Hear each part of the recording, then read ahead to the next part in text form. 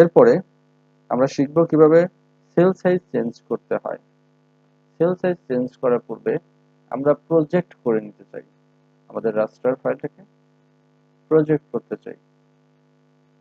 যেহেতু এটা আমাদের ইসেতে রয়েছে, এস আমাদের রয়েছে একটু জিওগ্রাফিক কোঅর্ডিনেট সিস্টেম, এটাকে আমরা প্রজেক্টেড কোঅর্ডিনেট সিস্টেম করতে চাই। তো প্রজেক্ট লিখে আমরা সার্চ দেই, তাহলে আমাদের কাঙ্ক্ষিত টুল চলে আসবে। প্রজেক্ট ডেটা ম্যানেজমেন্ট, এই টুলটাকে আমরা ব্যবহার করি আমাদের রাস্টার ফাইলটাকে প্রজেক্ট করার জন্য। ইনপুট ডেটাসেট আর ফেস আর ক্লাস, ইনপুট ডেটাসেট হিসেবে আমরা এখানে data, raster data,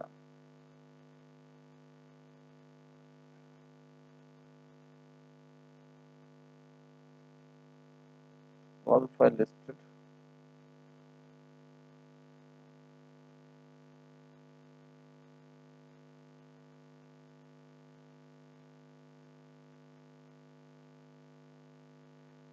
input data set or feature class আমরা এখানে পাচ্ছি না।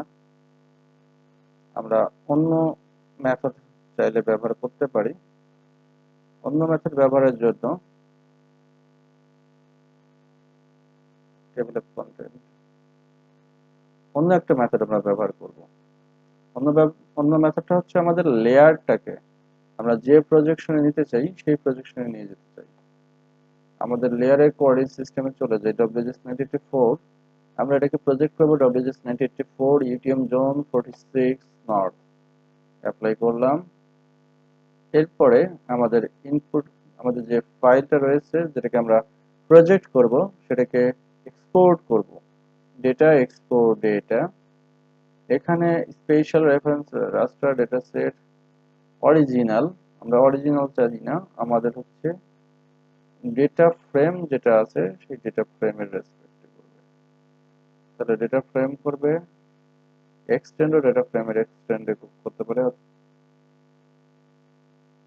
এরপরে আমাদের ডেটা ওয়ান, আর কোনো কিছু না, জাস্ট সেভ করব। আমি চলে এসেছে। এইবার আমরা এটার প্রপার্টিতে যাই, সোর্সে,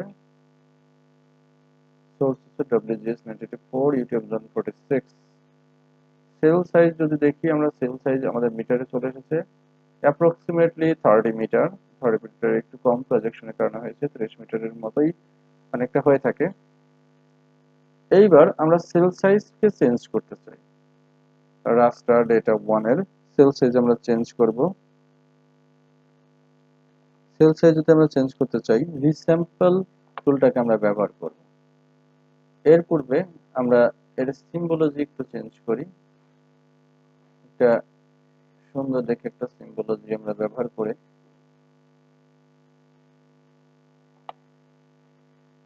সার্চে যাই।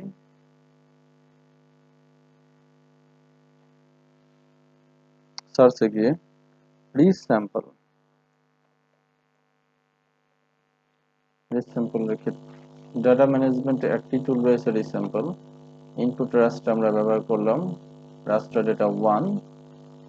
এবার আউটপুট সেল সাইজ কত হবে, আউটপুট সেল সাইজ এক্স কত হবে, ওয়াই কত হবে, এটাকে আমরা যদি আমাদের এমন হয় যে আমাদের সেল সাইজ বাড়াতে হবে প্রসেসিং এর জন্য, তাহলে প্রসেসিং টাইম কমানোর জন্য, তাহলে আমরা সেল সাইজ বড় করে দিতে পারি। সাপোজ অ্যাপ্রক্সিমেটলি যদি আমাদের 120 মিটারের প্রয়োজন হয়, আমরা 120 মিটার করে দিলাম। আর যদি আমাদের ছোট করার প্রয়োজন হয় আমরা ছোট করব। এর অনেকগুলো মেথড রয়েছে, আমরা নিয়ারেস্ট মেথডটা ব্যবহার করলাম, জাস্ট ওকে করি। আমাদের সেল সাইজ তৈরি হয়ে গেছে, নতুন সেলের রাস্টার। আমরা যদি জুম করি, আমরা এখানে দেখতে পাচ্ছি আগের রাস্টারের তুলনায়, সাপোজ এইখানে কালারটাকে একটু সুন্দর একটা কালার দিতে হবে। এইখানে আগের রাস্টারের তুলনায় এই রাস্টারটা অনেক কোর্স হয়েছে এবং 4টা পিক্সেল মিলে একটি পিক্সেল তৈরি করেছে 4টা পিক্সেল মিলে। আমরা এই 4টা পিক্সেলকে মিলে আমরা যে দেখি,